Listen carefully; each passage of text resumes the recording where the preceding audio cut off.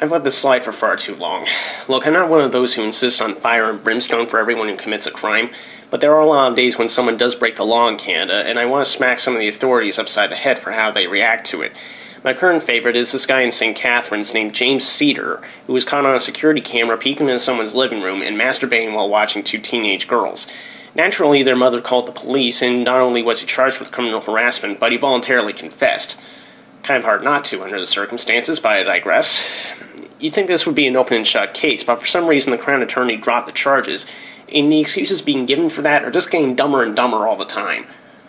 The first reason for it was, are you ready for this? Cedar wasn't using night vision equipment or a ladder to spy on the girls.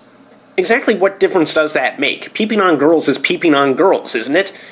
Then the Crown said that it's because this was supposedly his first offense. Now, leaving aside for a minute that this is actually not true, he once drilled a peephole at a KFC he used to work at, it's not much of a secret that sex offenders have a very high re-offending rate, and that peeping usually escalates into much worse things.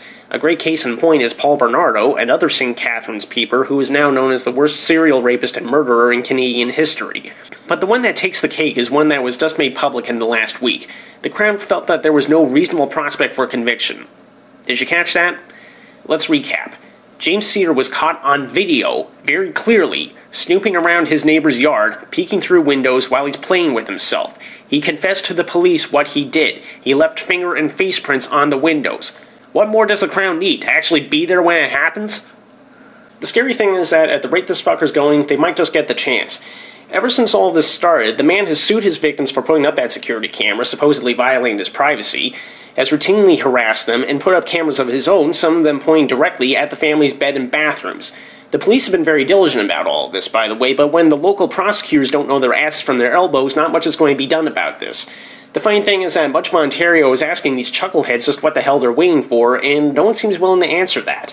That's our justice system at work, folks. By the way, while I'm usually hesitant to take a page from pervertedjustice.com's rulebook, if you want to have a word with the St. Catharines Crown Office, their phone number is 905-685-4293. Enough said.